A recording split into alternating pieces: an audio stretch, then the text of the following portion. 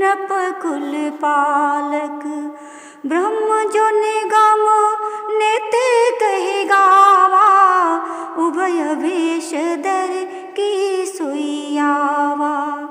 हे नाथ, कहो ये दोनों सुंदर बालक मुनि कुल तिलक हैं या राजकुल के पालक हैं, अथवा वेद जिस ब्रह्म को नेत नेत कह करके गाते हैं, क्या वही दो स्वरूप धारण करके आए हैं?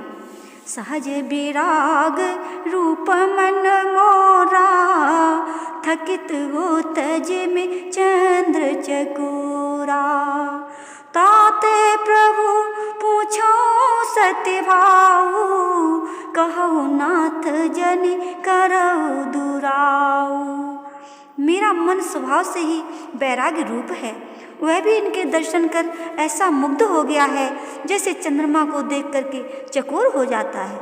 इससे हे प्रभु, मैं सच्चे भाव से पूछता हूँ कि हे नाथ, कहिए, छिपाओ न करिए। नहीं बिलोकत अति अनुरागा, बरबस ब्रह्म सुखै मन त्यागा। कहा मुनि बिहसे कहे नपनी का, बचन तुम्हार न होय अली का। इन्हें देखते ही मेरे मन ने प्रेम के कारण ब्रह्मानंद को छोड़ दिया है। मुनि ने कहा, हे राजन, आपने ठीक कहा, आपका वचन झूठा नहीं हो सकता। हे प्रिय सवाही जहाँ लगे प्राणी, मन मुस्काए राम सुनि बानी। रघुकुल मनि दशरथ के जाए, मम हित लागे नरेश पठाए। संसार में जितने जीव हैं ये उन सभी को बहुत ही प्रिय हैं। ये सुनकर के श्री राम जी मन में मुस्कुराए। मुनि बोले, हे राजन, ये रघुवंश मणि महाराज दशरथ के पुत्र हैं। मेरे उपकार के लिए राजा ने इन्हें मेरे साथ भेजा है। राम लखन दो बंधुवर, रूपशील बलधाम। मख राखे ओ सब साखी जगु, जिते असुर संग्राम। यह राम और लक्ष्मण दोनों भाई श्रेष्ठ रूप, शील और गुणों के धाम हैं। सब जगत इस बात का साक्षी है कि इन्होंने मेरे यज्ञ की रक्षा करी है और युद्ध क्षेत्र में असुरों को जीता है।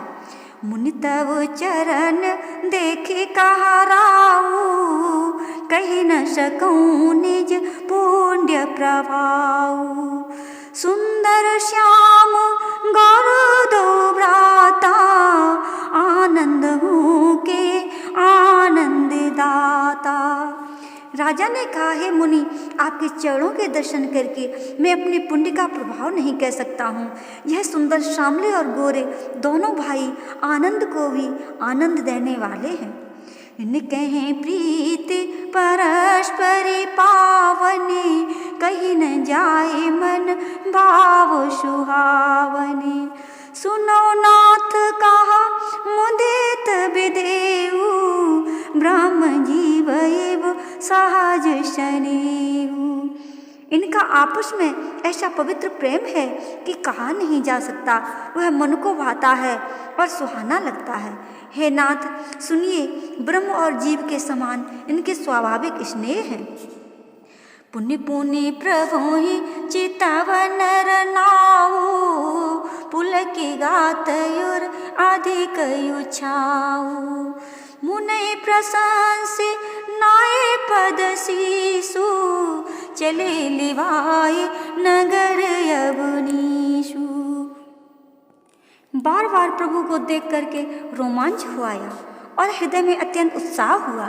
मुनि की बढ़ाई कर चरणों में सिर नवा करके जनक जी उन्हें नगर के अंदर लिवा ले चले।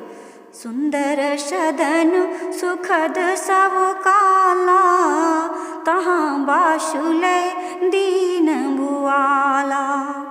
कर पूजा सब विधि सेवकाई, गयु राउ ग्रह विदा कराई। राजा ने उन्हें सब समय में सुख देने वाले सुंदर स्थान में ठहराया और सब प्रकार से सेवा पूजा करके विदा मांग करके घर को आए। ऋषि संग रघुवंश मने, कर भोजन विश्राम, बैठे प्रभु भ्राता सहित दिवस रहावर जाम। ऋषि के साथ रघुवंश मणि श्री राम जी भोजन और विश्राम करके भाई सहित बैठे। उस समय एक पहर दिन शेष रह गया था। लखन हृदय लाल सा विशेषी जाए जनकपुर आऊं देखी। प्रभु भय बहुर मुनय सकुचाई प्रगट न कहाई मुनहि मुस्काई। लक्ष्मण जी के मन में बड़ी लालसा हुई जनकपुर देखे आवे, परंतु श्री राम जी का डर और फिर मुनि जी के संकोच से प्रकट नहीं कह सके, मन में ही मुस्कुराने लगे। राम अनुज मन की गति जानी भगत बछलता हियहु लशानी। परम विनीत सकुचे मुस्काई बोले गुरु अनुशासन पाई। श्री राम जी ने लक्ष्मण जी के मन की बातें जान ली, मन में भक्त वत्सलता हो आई। तब बड़ी विनम्रता से संकोच करते हुए मुस्करा करके विश्वामित्र जी की आज्ञा पा करके बोले, नाथु लखनपुर देखन जाई प्रभु संकोच डर प्रगट न करही।